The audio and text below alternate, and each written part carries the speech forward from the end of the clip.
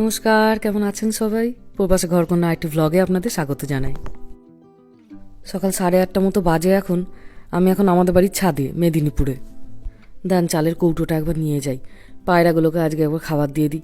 আবার কবে এদের সঙ্গেও দেখা হবে। প্রথম প্রথম পায়রাগুলো আমাকে দেখলে ভয় পেত জানেন, আর এখন 1 মাস দেখে দেখে আমাকে চিনে গেছে, দেখলেই এখন উড়ে চলে আসে। আমার থেকেও এরা বেশি রামকৃষ্ণকে চেনে।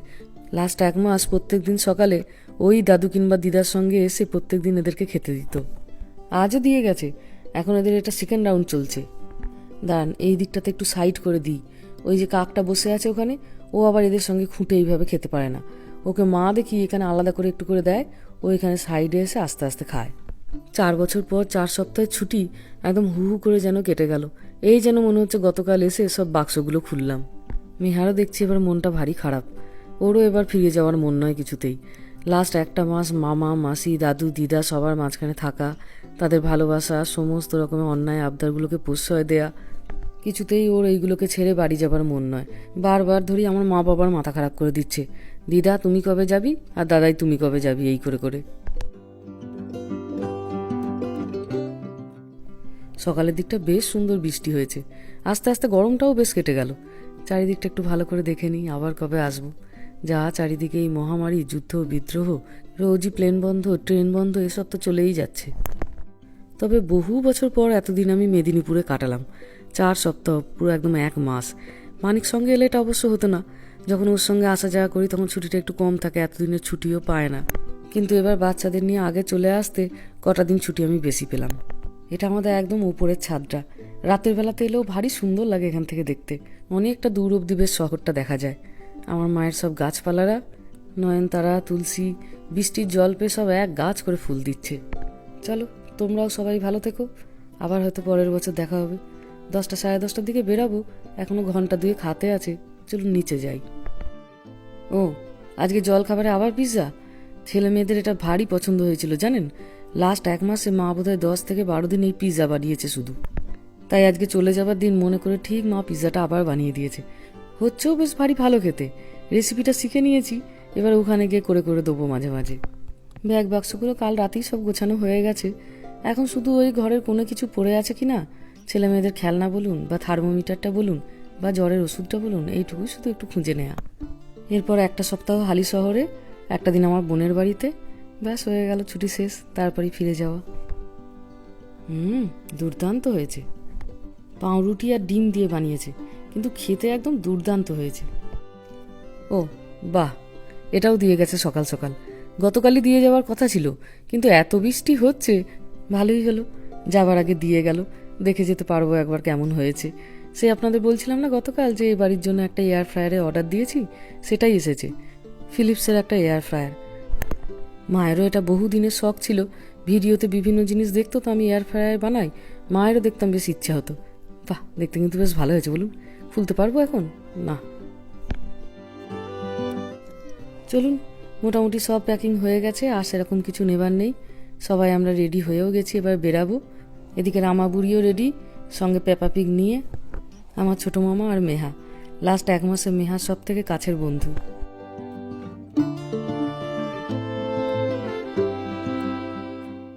বাড়িটাকেও একবার ভালো করে দেখে নিই। এই হলটাতে বসে কত গল্প করেছি, কত টিভি দেখেছি। আর এই দিকটাতে আমার বাবার ঘরের দরজার মাথার উপরে সব ফটোগুলো রাখা। আমার বিয়ের ফটো, আমার বোনের বিয়ের ফটো, বোনের ছেলের ফটো, বাবার রিটায়ার হবার ফটো। আর এটা হচ্ছে গিয়ে বাবার ঘর। এটা আমার মায়ের রান্নাঘর, যেখান থেকে পৃথিবীর সব থেকে সুস্বাদু খাবারগুলো সব বেরায়। আর এখানে সেই কালকের ফুলের ভাসটা, এটা সঙ্গে করে নিয়ে যাচ্ছি না, কাঁচের তো, থাক আমার মায়ের কাছে, আরও অনেক ভালো থাকবে।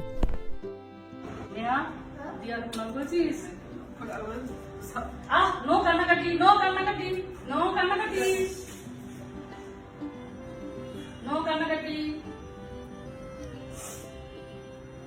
নো কান্নাকাটি।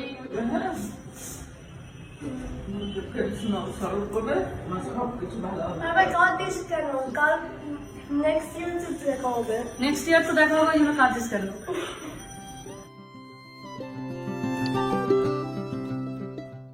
চলুন, হয়ে গেল ছুটি শেষ, বেরাই এবার।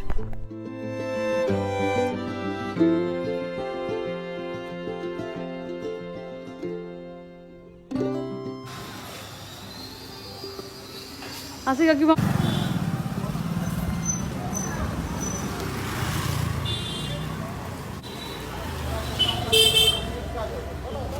চলো আসি মা। নো কান্নাকাটি, নো কান্নাকাটি, নো কান্নাকাটি, নো কান্নাকাটি। যত তাড়াতাড়ি যাবো আবার তত তাড়াতাড়ি ফিরবো। হ্যাঁ হ্যাঁ, সব ওষুধ খাবো। চলো ছোট, বাই বাই। ও কি সবার আগে বসবে নাকি এরকম? হাই, পিছনে বাবা, মুখটা দেখো আবার সামনে সিটে বসে। ওটা তোমাদের দেখা একবার হচ্ছে তো। তাহলে বৃষ্টি হোক, ঝড় হোক, জল হোক, একটু পৌঁছে যাবে কিন্তু।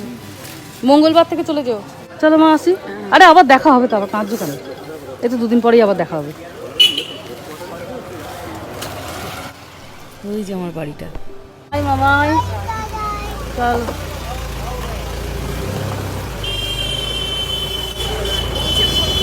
হ্যাঁ সাবধানে থেকো সবাই। ঠিক আছে, আসছি বাবা, আসছি ছোট।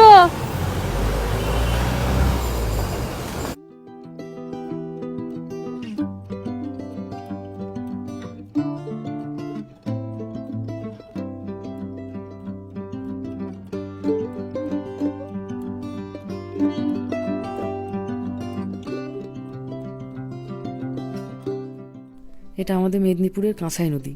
একটু ছোট কিন্তু ভারী মিষ্টি। 3.5 ঘন্টা মতো লাগবে হালিশহর পৌঁছাতে। মাঝে হয়তো কোলাঘাটে একবার দাঁড়াবো। খিদেটাও এখন বেশ পাচ্ছে, সকালের দিকটা ভালো করে কিছু খাওয়া হয়নি।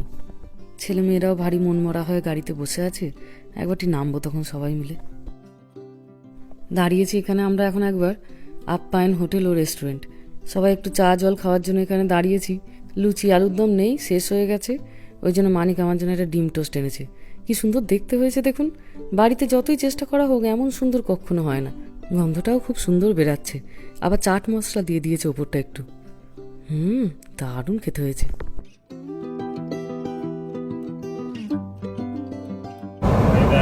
কল্যাণী, মগরাত, সপ্তগ্রাম। চলুন, অনেকটাই চলে এসেছি। আর বেশিক্ষণ রাস্তা বাকি নেই। অল্প অল্প ঝিরঝির ঝিরঝির করে বৃষ্টিও পড়ছে, তবে মেঘটাও ভালো হয়েছে। মনে হচ্ছে বৃষ্টিটা জোরে আসবেও আবার। চেনা চেনা সব নামগুলো সাইনবোর্ডে পড়তে পড়তে যাচ্ছি, আর কি ভালো লাগছে। সব জায়গাগুলোতে আত্মীয় স্বজনরা ছড়িয়ে ছিটিয়ে আছে। ছোটবেলায় কত আসা যাওয়া করতাম এই সমস্ত জায়গাগুলোয়। কত বছর হয়ে গেল সবার সঙ্গে দেখাই হয় না। এই যে এদিকে মা গঙ্গা, কতদিন পর দর্শন করছি। চলে এসেছি বাড়ির কাছাকাছি। এই কে তাকে? জিঠু, জিঠু,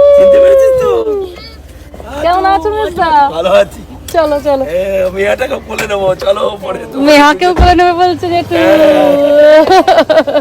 গাড়িটাকে ঢোকাতে হবে তো। চলে যাবো দাদা। আচ্ছা, মালগুলো নিতে তখন আবার বেরাতে পারবে না তো বর্দা। হ্যাঁ, গাড়ি ঢোকালে আমার চুলগুলো সরা, নাহলে তো দেখতে পাবি না। বুঝে চুলগুলো সরা, না হলে তো দেখতে পাবি না।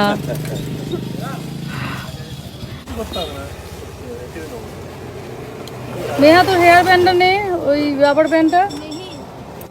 আয় বেরিয়ে বেরিয়ে। তুমি পারবে না ওটা বর্দা, তুমি ওটা পারবে না। এখানটা পুজো হয় কোনখানটায়? ও বাহ, একদম বাড়ির কাছেই। তাহলে তো এটা আমার মেজদি। আমরা 3 যা, আমি সবার ছোট। আর সামনে যাচ্ছে বর্দা। মেন রোডে গাড়িটা দাঁড় করিয়ে দেওয়া হয়েছে। এই ভেতরের রাস্তাগুলো গাড়ি ঢোকে, কিন্তু আসলে ঘুরিয়ে বার করাটা হয়তো একটু অসুবিধা হয়ে যাবে। তো ওই জন্য এইটুকু রাস্তা আমরা হেঁটেই চলে এসেছি। মানিক, মেজদা, বাচ্চারা একটু আগে চলে এসেছে। আর এই যে এটা আমার শ্বশুর বাড়ি। ভারী সুন্দর জানেন, একদিকটা বাড়ি, একদিকটা ছোট মতো একটা বাগান, খুব সুন্দর। বেশ একটা পুচকি মতো আম গাছ, প্রচুর আম ধরে এটায়।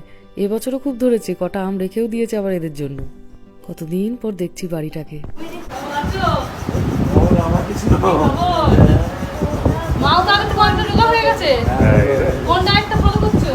করোনার পরে। ও করোনার পরে। আমি ভিডিও করলে আমাকে মনে আছে না বলছে সব সব ভুলে যাচ্ছি কিছু মনে রাখতে পারি না এই রে প্রণাম টনাম করে যদি আমাকে না চিনতে পারে তারপর সব বোনাস হয়ে গেল তো বসো বসো বসো